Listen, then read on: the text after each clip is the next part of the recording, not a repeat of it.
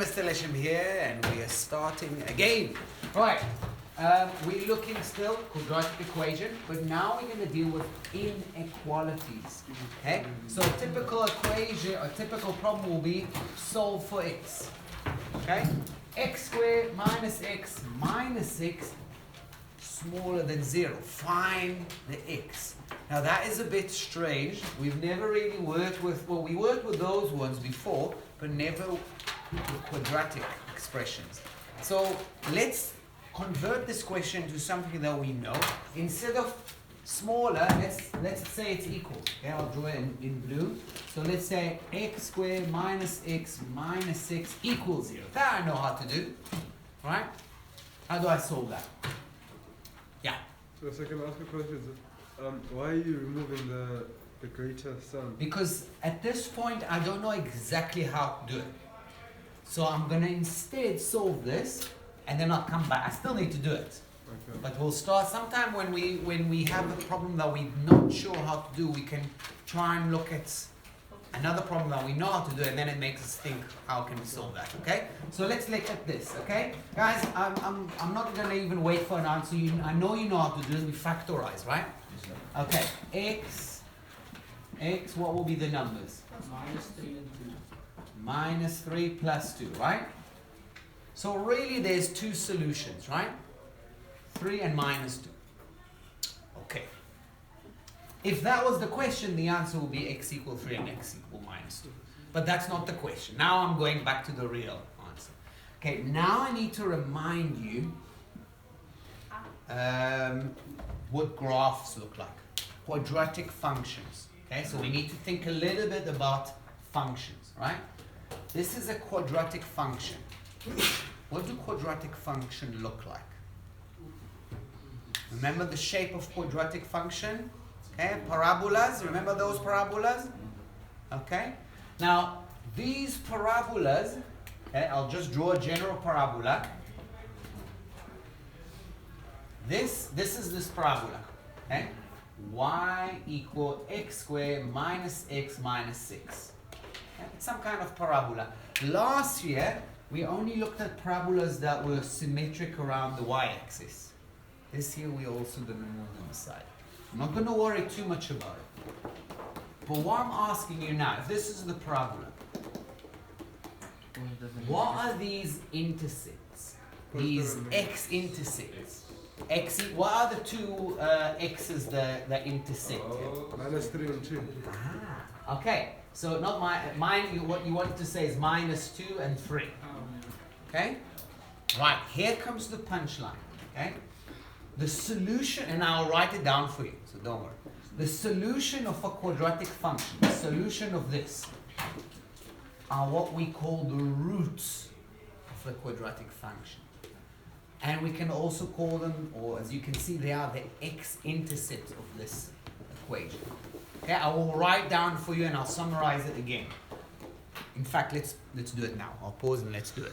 Okay, so I've written it here, and I think it's worthwhile writing it down. If you got a quadratic equation and you're looking for the solution, the two x's, two solution, these solutions are basically the roots, which is the x-intercept of the function y equal ax squared plus bx plus c. It's the same function. Okay? Right, how I'm going to use this? What was my question? My question was, when will this expression be smaller than 0? Okay? This is this expression. Okay? You can see sometimes it's positive, then it goes down, it becomes negative. Then it goes up and becomes positive again. So, when will it be negative? When will this be negative? Between minus 2 and 3. Can you see it? Okay? This is this expression. Okay? When I go above minus 2, but below 3, in this here, this thing is negative. Okay? So the answer is x larger than minus 2, smaller than 3. That's the answer. I'll pause and I'll answer. I'm sure I'll answer some questions. Not very easy, but we'll do one more example and hopefully it'll make more sense. So now I still have another solve for x. I've got another quadratic expression. I'm asked for which values of x this whole thing is actually large or equal to 0. So the first step, I'm just rewriting the same expression and just say equals 0. Just turn it into an equation to find which values of x give actually 0. Okay? Right, so what will we have? X minus 2 and 4. minus plus 4 minus 2, right? Okay, so what are the values of x? X equal minus 4 or x equal 2? So if this was the question, this would be the answer. But that's not the question. The question is for which x this whole thing is actually larger than 0. So now I need to think about this equation. Y equal x squared plus 2x minus 8. Okay? This is something I skipped saying, I forgot to say earlier. We know this is a parabola. Is it a smiley face or a sad face? It's a smiley face because the number in front of the x squared is positive. In this case, it's 1. It's a smiley face. So we're just gonna, I'm gonna write just a random parabola. Okay? It's a smiley face. Now, more than that, you can tell me what this value of x is here. What's the value of x here? Minus 4. Negative 4. And the value of x here? 2. These are what we call the roots of this function. They are the x-intercepts. Okay? The solution of this equation is the same as the roots of that function. Okay?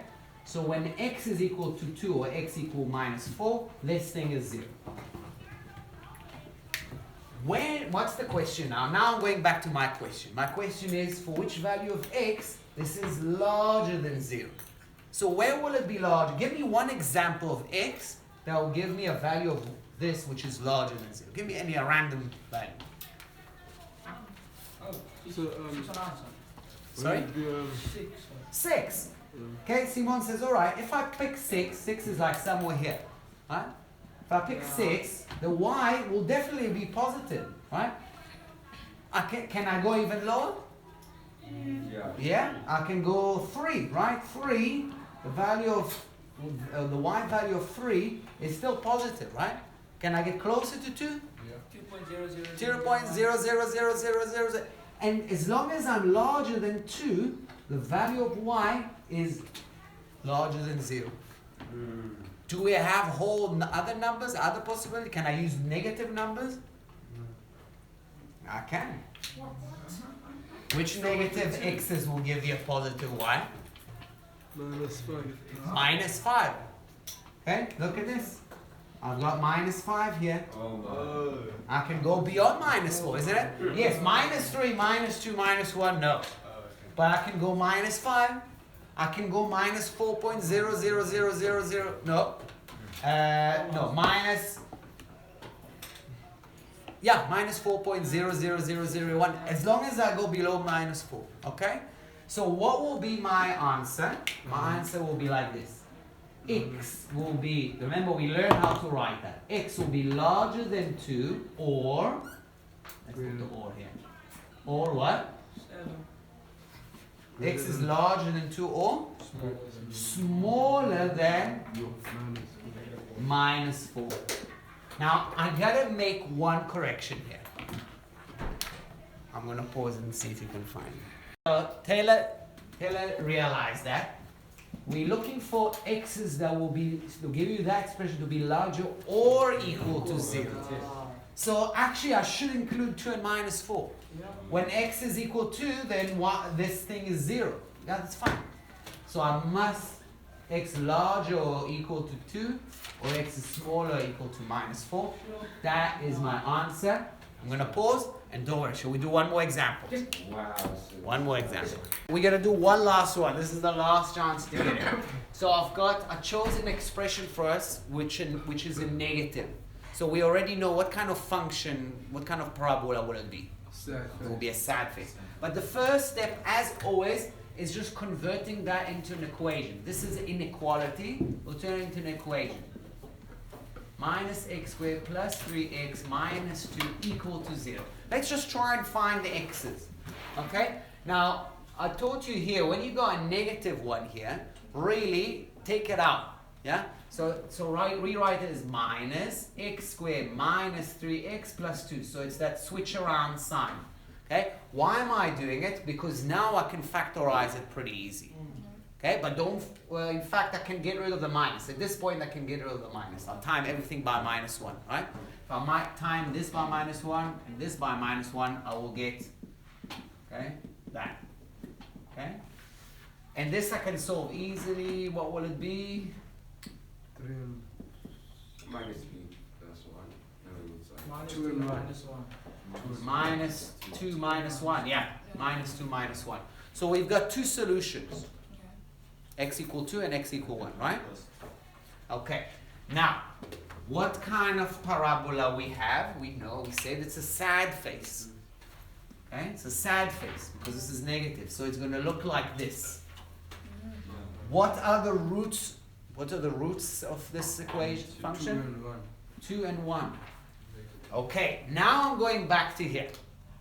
Okay, I drew the function. I know where the roots. This bit here, this problem here, helped me find out the roots. By looking at seeing that this is minus, I know it's a sad face. So now I've got the picture drawn. Now I can finally answer this question. I'm asked what is this? This is the y and this is the x. Okay? Y is equal to minus x squared plus 3x minus 2. Sometimes it's positive, here it's positive, and other times it's negative. Right? If it's above the x-axis, that means it's positive, right? This could be 1, this could be 2. If it's below the x-axis, that means it's negative. So for which values of x, this is positive? 1 to 2. Between 1 to 2. So the answer is going to be x larger than 1, smaller than 2. Do I need to add something to it? Yes, Taylor's telling us again. Because it also includes 0. So I must include. That's the answer. Okay? Now, before I finish this video, it's important that you realize that sometime, when you look at a question like this, when it's between, like Finn said, between 1 and 2, then we can write it in one line. We can write between larger or equal to 1, smaller or equal to 2. I'm writing it one line because it's just one section. But, come with me. That's it. But, when we had a situation here, when we were looking for positive values of y, it was, let's use the red, it was on this side, larger than 2, or smaller or equal to minus 4. So it was two separate sections. Can you see it's two separate sections, not one section. Yeah. So now we have to write it in two bits. We can't write it one way. Okay? If I write something like this, x larger or equal to 2 and x larger or equal, x smaller equal to minus 4. I'm just trying to combine both of these things. Does this thing make sense? See what I've done? I just put them in one line. Can I write it like this? No. Definitely not. Look what this thing says. This tells you, look, minus 4 as a number is larger than x, and x is larger than 2. No. So that tells you that minus 4 is larger than 2. Is minus 4 larger than 2? No. Definitely not. So we can't write it like that. When you have two separate sections, you have to write it two separate x. And when we have one section, we can write it in one section. Right, I'll stop here. Let's do some work. No, actually.